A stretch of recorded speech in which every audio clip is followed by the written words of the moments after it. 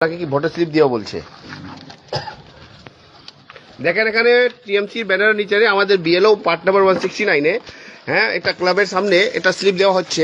এখানে আপনার দাদা আপনার নামটা কি আছে? কত নম্বর পার্টি বিরো আপনি? 169। কত নম্বর পার্টি বিরো দাদা? নামটা বলুন দাদা।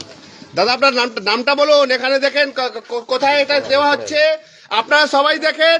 এখানে 169 পার্টে বিএলও। দাদা আপনার নামটা বলেন। দাদা আপনার নামটা বলতে হবে। দাদা আপনার নামটা বলেন।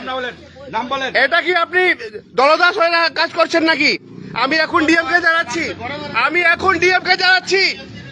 ও দাদা আপনি নামটা বলেন। দাদা আপনার নামটা বলেন। উনি আপনার বাড়ি বাড়ি যাওয়ার নির্দেশ আছে দাদা। আপনাকে কোনো টিএমসি ব্যানারের নিচে বসে আপনাকে স্লিপ দেওয়ার জন্য আপনাকে ইলেকশন কমিশন বলে নাই। আপনি একটা ক্লাবের নিচে আমাদের টিএমসি ব্যানারের নিচে আপনি লোককে স্লিপ ডিস্ট্রিবিউট করতেছেন। আপনার নামটা বলেন তো। দাদা আপনার নামটা বলবেন। কত নম্বর পার্টে আপনি আছেন? উনি নিজের নামটা বলছেন না, কিন্তু উনি 169 পার্টে বিএলও নামটা বার করতো। আমি এখন ডিএমকে জানাচ্ছি। ঠিক আছে, আপনি আপনাকে নির্দেশ দেওয়া হয়েছে বাড়ি বাড়ি যে আপনি স্লিপ ডিস্ট্রিবিউট করবেন। আপনি একটা ক্লাবের নিচে বসে, একটা পার্টির ব্যানারের নিচে বসে আপনি স্লিপ ডিস্ট্রিবিউট করতেছেন। দর্শক, এই হচ্ছে বিএলওদের কাজকর্ম। কালকে তো একটা দেখিয়েছি, ভোটার স্লিপ বিতরণ করার সময়ে কি বলছিলেন। 4 নম্বরে টিএমসিতে ভোটটা মারতে হবে। যারা দেখেননি সেই ভিডিও দর্শক একটু দেখে নেবেন। আমি গত রাতে করেছি। আজকে এই ভিডিও দর্শক যেটাও সোশ্যাল মিডিয়াতে এসছে, আমি জানি না এটা কোনো চ্যানেল করেছে কি না। এখন অনেক সোশ্যাল মিডিয়া চ্যানেল আছে, তো আমার কাছে এটাই এসছে। যদি কোনো চ্যানেল থেকে নিয়ে আমাকে কেউ পাঠিয়ে থাকেন, চ্যানেল কর্তৃপক্ষ দেখলে একটু ক্ষমা করবেন। চ্যানেলের নাম জানতে পারলে আমি নিশ্চয়ই সৌজন্যে কথাটা লিখতাম। যেহেতু এসছে ডিজাইন করে, আমি জাস্ট চালালাম, ক্ষমা করবেন আমাকে। কিন্তু দর্শক, যেটা দেখতে পাচ্ছি এবং আপনারাও দেখছেন, শিলিগুড়ি ভাইরাল ভিডিও, নিচে লেখা তৃণমূলের ব্যানারের নিচে বসে ভোটার স্লিপ বিলি। বিজেপি কর্মীদের প্রতিবাদে হাঁটা দিলেন বিএলও। শুধু হাঁটা না, ছুটতে পারলে যেন বাঁচেন এই টাইপের। পালিয়ে গেলেন। আসলে যেটা করছেন অনিয়ম। তো এটা তো নিয়ম না। আপনি কোনো পার্টির ব্যানার বা সিম্বলের নিচে বসে ভোটার স্লিপ বিতরণ করতে পারেন না, কারণ এতে একটা প্রভাব খাটানো হয়, সেই প্রতীক বা সেই দলের হয়ে প্রচার হয়ে যায়। উনি একটা ব্যানার লাগানো আছে, রঞ্জন শীল টিএমসি প্রার্থী, সেটাকে পেছনে রেখে উনি টেবিল চেয়ার পেতে ভোটার স্লিপ বিলি করছেন। এটা তো করা যায় না। যেমন মুখে কিছু বলা যায় না, তেমনি এইসব ছবি দেখিয়ে একটা পরিবেশ তৈরি করে এটাও কিন্তু করা যায় না। যারা বিএলও তারা হবেন নিরপেক্ষ। আর ওনাদের তো বাড়ি বাড়ি গিয়ে তো স্লিপটা দেওয়ার কথা, সেখানে এই রকমভাবে বসে কেন দিচ্ছেন? তো বিজেপির যারা তারা এটা দেখেছেন, তাদের নজরে এসছে, তো তারা যেই ধরেছেন আর কোনো উত্তর দিতে পারছেন না। শুধু ওনার পার্ট নাম্বারটা বলেছেন, নামটা বলার সাহস পাননি। ব্যাস, ব্যাগপত্র গুছিয়ে এবার হাঁটা। পাশে একটা দোকানে হয়তো একটা দেখানোর চেষ্টা করছেন যে আমি দোকানে বিলি করছি। দাঁড়িয়ে তারপর যখন এদিক থেকে বলা হচ্ছে বলুন আপনার নামটা কি বলুন, আপনি এখানে কেন দিচ্ছিলেন, নামটা কি বলুন, তারপর হাঁটা, পালিয়ে গেলেন। দর্শক, উনি নাম না বললেও, যেহেতু 169 পার্ট নাম্বার এটা শুনলাম, তো আমার কাছে পুরো লিস্ট আছে বিএলওদের, পুরো লিস্ট আছে। আমি যত্ন করে রেখে দিয়েছি। যখনই কিছু দেখব ডিরেক্টলি ফোন করব। সেখানে যেহেতু ফোন নাম্বারগুলো সব রয়েছে, তো ওনার পার্ট নাম্বার ধরে আমি ওই ডাবগ্রাম ফুলবাড়ি যে বিধানসভা জলপাইগুড়ি, তো আমি সেই নাম্বারটা বের করেছি, নামটাও পেয়েছি, নাম্বারটাও বের করেছি। তো নাম্বার বের করে ওনাকে ফোন করেছিলাম। শুনবেন উনি কি বলেছেন আমাকে, কেন উনি ওখানে বসেছিলেন, ওনার কারণটা একটু শুনবেন। আগে শুনুন, তারপর ছবির সঙ্গে মেলাবেন যে কারণটা উনি বলছেন সেটা সত্য নাকি এখন জাস্ট সাফাই দেওয়ার চেষ্টা করছেন।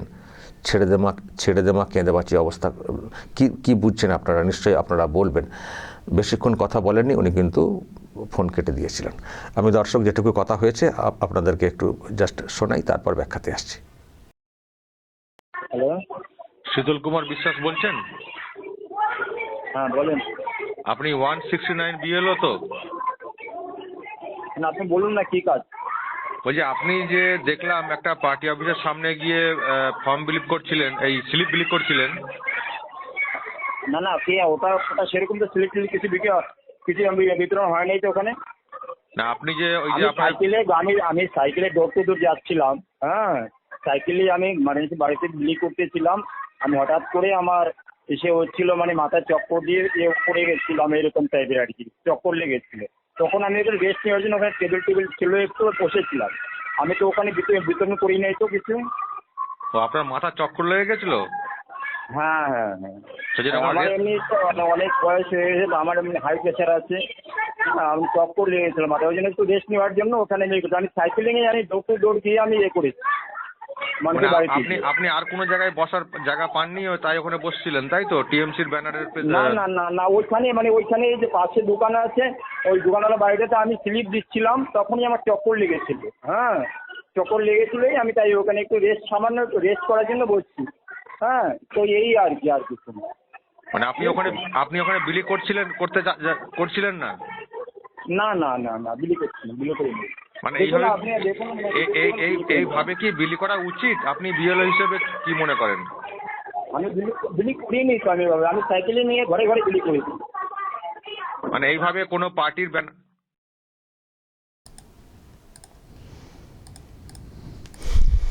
বেশিক্ষণ কথা বলেননি, ফোন কেটে দেন। তারপর আবার ফোন করছিলাম, একবার রিং হলো, তারপরে ফোন সুইচ অফ, বন্ধ। বুঝে গেছেন, ধরা পড়ে গেছেন না? বুঝে গেছেন। তো সেই জন্য দর্শক, এই হচ্ছে ব্যাপার। উনি বলছেন মাথাটা চক্কর দিয়েছিল, সেই জন্য উনি ওখানে বসে পড়েছিলেন। এমন বসেছিলেন যে একেবারে ফাইলপত্র সব খুলে বসে পড়েছিলেন। এবং পাশে তো একজন দেখছি যে দেখছেন। তো এগুলো কি স্লিপ মানে বিতরণ করা হচ্ছিল না? মাথায় চক্কর লেগেছে, তো টেবিল চেয়ারে বসে খাতাপত্র সব এই সব স্লিপ টিলিপ এত খোঁজার কি আছে? মাথায় চক্কর লেগেছে, মাথাটা ঠুকে নয় টেবিলে বসে থাকতেন, যাতে করে পড়ে না যান। মাথায় চক্কর লেগেছে, আর আপনি ওই রকমই একটা টেবিল চেয়ার পেলেন, ওখানে পাতাই ছিল। মানে একটা ধরুন এই যে ব্যানার, রাস্তা তো না কি দেখছি, সেখানে চেয়ার টেবিল পাতাই ছিল না। আপনার মাথায় চক্কর লাগবে, আর আপনি ওখানে গিয়ে বসবেন, বসে ফাইলপত্র আবার সব খুলবেন, দেখবেন, লোক আসবেন, তার সঙ্গে কথা বলবেন। মানে ঠিক একেবারে সব এইভাবেই রেডি ছিল একেবারে, নাকি? দর্শক বলবেন উনি কতটা কি সত্য কথা বলছেন আর কতটা এড়িয়ে যাওয়ার চেষ্টা করছেন। কিন্তু যুক্তিটা যেটা দিচ্ছেন ভালোই দিয়েছেন। বলুন, মাথায় চক্কর লেগে গেছিল, কত কি যে লাগছে বিএলওদের মধ্যে। আসলে দর্শক, এটাই তো সবথেকে বড় দুর্ভাগ্যের। যারা বিএলও, তাদের কাজের নিরপেক্ষতা প্রয়োজন রয়েছে, তাদের উপরে মানুষ ভরসা করার কথা। কিন্তু তারা যদি এই রকম দলদাস বৃত্তি করেন, আকার ইঙ্গিতে বা ডিরেক্টলি বলে একটা প্রভাব খাটানোর চেষ্টা করেন কোনো একটি বিশেষ দলেতে ভোট দেওয়ার জন্যে, তার থেকে দুঃখের এবং দুর্ভাগ্যের আর কি হতে পারে। আমি দেখছিলাম ইনার যে পরিচয়, ইনি নাকি একজন অ্যাসিস্ট্যান্ট টিচার, শিক্ষক। তো এবং বয়স তো যথেষ্ট হয়েইছে, যখন মাথায় চক্কর লাগছে বলা হচ্ছে, তো বয়স তো হয়েইছে। কিন্তু এবং চোখের সামনে দেখছেন তো রাজ্যটার কী হাল, এই শাসকের কী হাল, শাসক কীভাবে সরকার চালাচ্ছে, শিক্ষা ব্যবস্থাটাকে কী করে দিচ্ছে, সব তো দেখছেন, সব তো চোখের সামনে দেখছেন না? ওনার ছেলে মেয়ে থাকলে তারাও নিশ্চয়ই অনেকটাই বড় হয়েছে। তো ছেলে মেয়েদের ভবিষ্যৎ কোন দিকে যাচ্ছে, অ্যাটলিস্ট ওনাদের একটু ভালো করে অনুধাবন করা উচিত, বোঝা উচিত, বুঝে ওনার কাজকর্মটা করা উচিত। কিন্তু উনি এমনভাবে কাজকর্ম করছেন, উনি যতই বলুন না কেন মাথায় চক্কর দিচ্ছিল বলে বসে গেছি, কিন্তু আমরা তো সেগুলো সহজে বিশ্বাস করতে পারছি না, যা সব পরিবেশ দেখতে পাচ্ছি। ফলে উনি যদি সত্যিই এই রকম বেনিয়ম করে থাকেন, সেটা খুবই দুর্ভাগ্যের যে একটা এই বয়সী মানুষ, শিক্ষক সমাজের প্রতিনিধি, তিনি যদি এই রকম মানে অনিয়ম করেন এবং একে ভোট দিন বলে ওই দুর্নীতিগ্রস্ত সরকারটাকে ফিরিয়ে আনার বার্তা দেন, আর কি হবে সমাজে? ফলে সমাজটা একটা কেমন হয়ে গেছে, এমন পচন ধরে গেছে, যাদেরকে আমরা একটু ভালো চোখে দেখতাম তাদেরকেও আমরা ওই এতেই দেখতে পাচ্ছি। খুব দুর্ভাগ্যের দর্শক। তবে উনি এখন বলছেন চক্কর দিয়েছে মাথা, সুতরাং মেডিকেল চেক আপের ব্যাপার স্যাপার রয়েছে, আপাত দৃষ্টিতে হয়তো বিশ্বাসযোগ্য লাগছে না, কিন্তু উনি ওই দাবি করছেন। দর্শক বলবেন আপনাদের কি মনে হচ্ছে উনি যে কথাটা বলছেন মাথায় চক্কর দেওয়া, সেটা বিশ্বাসযোগ্য কিনা অবশ্যই বলবেন, যা বলার বলবেন দর্শক। তবে আমি একটা কথা বলবো, এই যে বিজেপি বলুন বা অন্যরা বলুন, এই যে তারা প্রতিবাদ করছেন এবং প্রতিবাদের চাপে পালিয়ে যাচ্ছেন, এটা কিন্তু একটা ভালো লক্ষণ যে অনিয়ম বেনিয়ম করছেন, কিন্তু যখন ধরা পড়ে যাচ্ছেন সব পালিয়ে যাচ্ছেন, পালিয়ে বাঁচে এরকম অবস্থা, আর মানুষ রুখে দাঁড়াচ্ছেন, এটা একটা বড় বিষয়।